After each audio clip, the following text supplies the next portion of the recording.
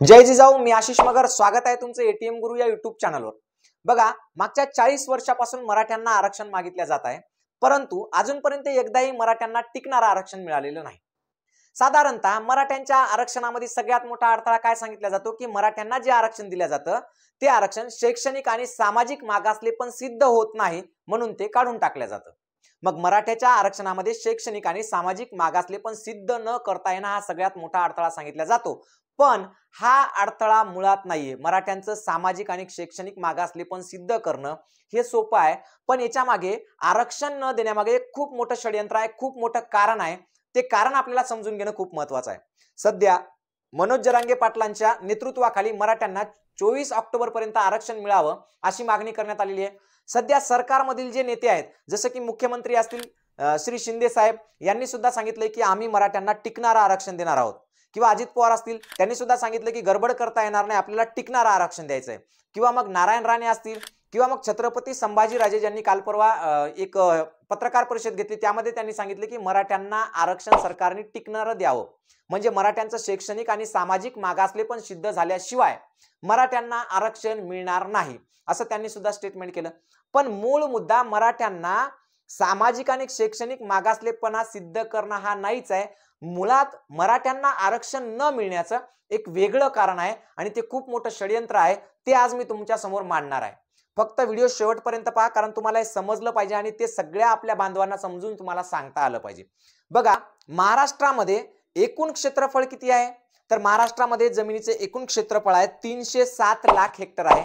या 307 लाख हेक्टर पैकी शेतीसाठी म्हणजेच शेतीखालील क्षेत्र किती आहे? तर ते आहे 225 लाख हेक्टर. आता या 225 लाख हेक्टर पैकी निव्वळ पेरणीखालील क्षेत्र किती आहे? तर निव्वळ पेरणीखालील क्षेत्र आहे 174 लाख हेक्टर. आता हे 174 लाख हेक्टर म्हणजे आपण जर याचं कोटीमध्ये केलं तर ते किती येईल? तर ते येईल 2,48,00,000 एकर. बघा, 174 लाख हेक्टरचं जर आपण एकर मध्ये केलं तर ते क्षेत्रफळ येतं 2,48,00,000 एकर. आणि आता हे 2,48,00,000 एकर जे शेतीचं क्षेत्र आहे, हे साधारणतः सगळ्यांचं म्हणणं आहे की मराठ्यांकडे भरपूर शेती आहे. मग या एकूण शेतीपैकी आपण 80% शेती जर आपण मराठ्यांकडे पकडली, 80% नाहीये पण तरी सुद्धा पकडा, कारण सगळ्यांचं तसं म्हणणं आहे की मराठ्यांकडे शेती भरपूर आहे. मग या 80% शेती कोणाकडे आहे? मराठ्यांकडे आहे. मग मराठ्यांची महाराष्ट्रात लोकसंख्या किती आहे? तर जवळपास 4 कोटीपेक्षा अधिक मराठ्यांची महाराष्ट्रामध्ये लोकसंख्या आहे. या 4 कोटी लोकांची लोकसंख्येची जर आपण कुटुंबात विभागणी केली तर एका कुटुंबात, मराठा कुटुंबात साधारणतः 5 माणसं जर पकडली आपण, तर मराठ्यांची 80 लाख कुटुंब होतील. किती कुटुंब? 80 लाख कुटुंब. आणि मग या 80 लाख कुटुंबांकडे किती शेती आहे? तर 2 कोटी एकरच्या आसपास, म्हणजे एका कुटुंबाकडे जवळपास 3 एकर शेती येते. पहा, एका मराठा कुटुंबाकडे किती शेती आहे? 3 एकर शेती आहे. मग एका कुटुंबाला या 3 एकर शेतीवर आपला उदरनिर्वाह करायचा आहे. आणि हा उदरनिर्वाह करत असताना सर्वसाधारणतः माणसाच्या मुख्य ज्या गरजा आहेत, अन्न, वस्त्र, निवारा, यासाठी वर्षाला एका कुटुंबाला किमान 50,000 रुपयाचा खर्च येतो. त्याचबरोबर ज्या आरोग्य सुविधा आहेत, म्हणजे कोणी घरात आजारी पडलं, दवाखाने, ह्या सगळ्या गोष्टी, तर याला किमान 50,000 रुपये वर्षाचा खर्च येतो. त्याचबरोबर शिक्षण हे इतकं महाग झालंय आणि मराठ्यांचा शिक्षणावर किमान वर्षाला 1 लाख रुपयाचा खर्च आहे एका कुटुंबाचा. त्याचबरोबर ही जी 3 एकर शेती आहे, या 3 एकर शेतीचं लावगड असेल किंवा रोजगार असेल, ह्या सगळ्या गोष्टीला जवळपास 50,000 रुपये खर्च येतो. म्हणजे एकंदरीत एका मराठा कुटुंबाला वर्षभरासाठी 2.5 ते 3 लाख रुपयाचा खर्च येतो. आणि हा 2.5 ते 3 लाख रुपयाचा खर्च मिळवण्याचं उत्पन्नाचं साधन कोणचं आहे? तर ते आहे शेती. आणि ती शेती किती आहे त्याच्याकडे? साधारणतः 3 एकर. मग 3 एकर शेतीमधून 2.5 ते 3 लाख रुपयाचं उत्पन्न मिळू शकते का? याचं उत्तर आहे नाही. कारण सध्या बी बियाण्यांच्या किमती, खतांच्या किमती, मजुरीची किंमत आणि एकंदरीत शेती जी आहे ती परवडण्यासारखी राहिली नाही. त्याचबरोबर एवढं सगळं महागाचं शेतात पेरून सुद्धा आपल्याकडे नैसर्गिक संकट फार येतात. निसर्ग कधी शेतीला साथ देत नाही. कधी दुष्काळ असतो, कधी महापूर असतो, कधी खरडून जातं तर कधी वाळून जातं. आणि एवढं सगळं करून जर शेतकऱ्याकडे उत्पन्न आलंच तर त्या शेतमालाला भाव मिळत नाही. म्हणजे जेणेकरून वर्षभराचा जो 2.5-3 लाखाचा खर्च आहे तो शेतकरी आपल्या शेतीतून काढू शकत नाही. आणि मग त्याच्यामुळे काय होतंय की त्याच्यावरचं दिवसेंदिवस कर्ज वाढत आहे. आणि मग त्याच्याकडे 2 पर्याय शिल्लक राहत आहेत. पहिला पर्याय आत्महत्या आणि दुसरा पर्याय शेती विकणे. आता आत्महत्येच्या बाबतीत जर आपण विचार केला तर महाराष्ट्रातल्या शेतकऱ्यांच्या ज्या आत्महत्या झाल्या त्याच्यापैकी 90% आत्महत्याग्रस्त शेतकरी हे मराठा होते. म्हणजे मराठ्यांनी सर्वात जास्त शेतीमुळे आत्महत्या केलेल्या आहेत. दुसरी महत्वाची गोष्ट याच्यातली पर्याय आहे तो म्हणजे शेती विकण्याचा. आणि हा जो शेती विकण्याचा पर्याय आहे हाच पर्याय मुळात इथल्या मराठ्यांना आरक्षण न मिळण्यासाठी कारणीभूत आहे. आता तुम्ही म्हणाल हे कसं, तर तुम्हाला साधी गोष्ट सांगतो बघा. मराठ्यांनी जर शेती विकली नाही तर सध्या राजकारणामध्ये असलेले गडगंज संपत्ती असलेले लोक यांना आपली संपत्ती किंवा आपला पैसा गुंतवण्यासाठी सगळ्यात महत्त्वाचं साधन आणि प्रॉपर्टी करण्यासाठीचं सगळ्यात महत्त्वाचं साधन काय, शेती. म्हणजे त्यांना शेती खरेदी करावं लागणार. जे सरकार आहे ते सरकारला सुद्धा समृद्धी महामार्गासारखे म्हणा किंवा MIDC सारखे म्हणा किंवा वेगवेगळे मोठे प्रोजेक्ट जे करायचे त्याच्यासाठी काय लागणार आहे, शेती लागणार आहे. तिसरी महत्वाची गोष्ट म्हणजे जसं की उद्योगपती आहेत, जसं की टाटांचा सिंगुरीतला प्रकल्प होता ज्याच्यासाठी 1000 एकर शेती लागली. तसंच महाराष्ट्रामध्ये सुद्धा वेगवेगळे मोठमोठे उद्योगपती आहेत. तर या उद्योगपतींना उद्योग चालू करण्यासाठी हजारो एकरची शेती लागते. जशी कोकणातली घेत होते आता ते पण कोकणवासियांनी त्याला नकार दिला, विरोध केला. मग या उद्योगपतींना लागणारी हजारो एकर शेती म्हणजेच मोठमोठ्या राजकीय किंवा श्रीमंत लोकांसाठी, सरकारसाठी आणि उद्योगपतींसाठी जी शेती पाहिजे ती शेती फक्त कोणाकडे आहे, मराठ्यांकडे आहे. मग मराठे जर शेती विकणार नाहीत तर या सगळ्या लोकांना शेती कुठून मिळेल, तर ती शेती मिळणार नाही. आणि महत्वाचं काय आहे, 2015ला मोदीजींनी एक कायदा केला होता भूमी अधिग्रहणाचा, म्हणजे जमीन संपादन करण्याचा. त्याच्यामध्ये त्यांनी काय केलं होतं, आधीचा जो कायदा होता की 80% शेतकऱ्यांनी आपल्या शेतीला विक्रीची परमिशन दिल्याशिवाय त्यांची जमीन अधिगृहित करता येणार नाही, तो कायदा रद्द केला.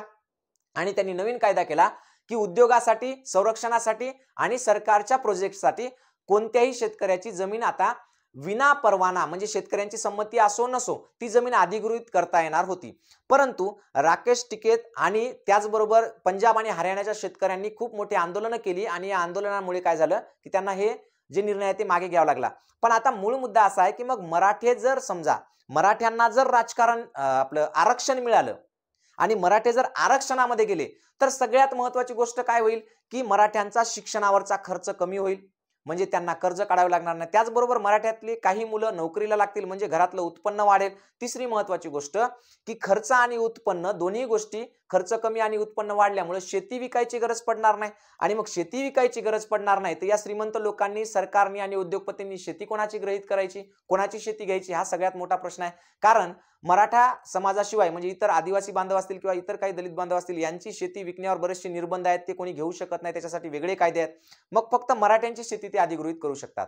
मग अशा वेळेला जर समजा त्यांनी शेती विकली नाही किंवा त्यांना जर आरक्षणाचा भाग होता आलं तर आरक्षणाची स्थिती भारतातली मजबूत होईल किंवा महाराष्ट्रातली मजबूत होईल, म्हणजे आरक्षणावर गंडांतर येणार नाही. दुसरी महत्वाची गोष्ट, जे संविधान आहे किंवा जे भारतीय राज्यघटना आहे त्या राज्यघटनेमध्ये हवे तसे बदल सरकारला करता येणार नाहीत, कारण मराठा प्रबळ आणि प्रभावी एक गट आहे. त्याचबरोबर शेती विरोधक कायदे किंवा शेतकऱ्यांसाठी घातक असलेले कायदे सरकारला करता येणार नाहीत, कारण शेतकऱ्यांच्या हितासाठी मराठ्यांना लढण्याचं पाठबळ मिळेल, कारण त्यांच्याकडे शेती विकणे नसून टिकवणे हा पर्याय त्यांच्याकडे शिल्लक असेल. या सगळ्या गोष्टींमुळे काय होतं की मराठ्यांना कोणत्याही हालतीत आरक्षण द्यायचं नाही आणि त्यांना शेती विकायला मजबूर करायचं, जेणेकरून मोठमोठे उद्योगपती, सरकार आणि मोठमोठे श्रीमंत माणसं यांना शेती घेता आली पाहिजे, अधिग्रहित करता आलं पाहिजे. आणि हेच सगळ्यात मोठं षडयंत्र आहे. नाहीतर मराठ्यांचं सामाजिक आणि शैक्षणिक मागासले पण आपल्याला कधीही सिद्ध करता येतं त्या अटीनुसार. साधी गोष्ट सांगतो, प्रत्येक मराठा माणूस स्वतःला म्हणतो की आम्ही क्षत्रिय आहोत. क्षत्रिय आहोत याचा अर्थ काय, आपण जरी स्वतःला स्वाभिमानी मोठे समजत असलो तरी किंवा नारायण राणे जर म्हणत असतील की आम्ही 96 कुळी आहेत आणि आम्ही क्षत्रिय आहेत आणि आम्ही कुणबी नाहीत, तरी एक गोष्ट साधी लक्षात घ्या, जेव्हा तुम्ही किंवा मी स्वतःला क्षत्रिय म्हणतो तेव्हा मी आपसुकच माझ्यावर एक वर्ण मान्य करतो आणि तो वर्ण आहे ब्राह्मण. ब्राह्मण वर्ण माझ्या डोक्याच्या वर आहे, मी त्याच्या खालचा आहे, हे आपण इथं मान्यच करत आहोत साधारण स्पष्टपणे. आणि याचा अर्थ जेव्हा आपण मान्य करतो की आम्ही वरचे नाहीत, आम्ही खालचे आहेत, त्याचाच अर्थ काय की आपण सामाजिक मागासले पण आहेत. ज्या दिवशी इथला शेतकरी, कष्टकरी प्रत्येक माणूस म्हणेल की मी या सिस्टीम मधला सगळ्यात वरचा माणूस आहे, त्याच दिवशी तो प्रस्थापित होईल, सवर्ण होईल, वरचा होईल. त्याशिवाय मी 2 नंबरला आणि 3 नंबरला, 2 नंबरला काही महत्व नसतं. अजितदादांनी सुद्धा सांगितलंय की खुर्ची फक्त एकच नंबरची महत्वाची असते, 2 नंबर फक्त बोळवण असते किंवा 2 नंबर फक्त आणि फक्त लॉलीपॉप असतो. तसं मराठ्यांचं क्षत्रियत्व जे आहे ते क्षत्रियत्व सुद्धा स्वतः 2 नंबरला आहे. 2 नंबरला काही महत्व आहे का? काहीच महत्व नाही. म्हणजेच आपण सामाजिक मागासलेले आहोत, आपण शैक्षणिक सुद्धा मागासलेले आहेत आणि आर्थिक बाबतीत तर मी तुम्हाला आताच सगळं सांगितलं आहे. म्हणजे मराठ्यांना आरक्षण न देण्यामागं त्यांची जमीन बळकावणे, त्यांना कंगाल करून सोडणे हे सगळ्यात महत्त्वाचं षडयंत्र आहे आणि म्हणून हा व्हिडिओ प्रत्येक बांधवाकडे गेला पाहिजे. त्यांना कळालं पाहिजे की काय चालू आहे आणि काय नाही. त्यामुळे जास्तीत जास्त शेअर करा व्हिडिओला आणि मला तुमच्या प्रतिक्रिया कळवा कमेंट करून, की जेणेकरून मला असेच अभ्यासपूर्ण व्हिडिओ पुन्हा सुद्धा बनवता येतील. तुमच्या कमेंटमधून मला भरपूर चांगल्या प्रकारात प्रेरणा मिळते आणि ही प्रेरणा मिळावी आणि मी आणखी चांगली माहिती तुमच्यापर्यंत पोहोचवावी अशी अपेक्षा ठेवतो आणि थांबतो. जय हिंद, जय महाराष्ट्र.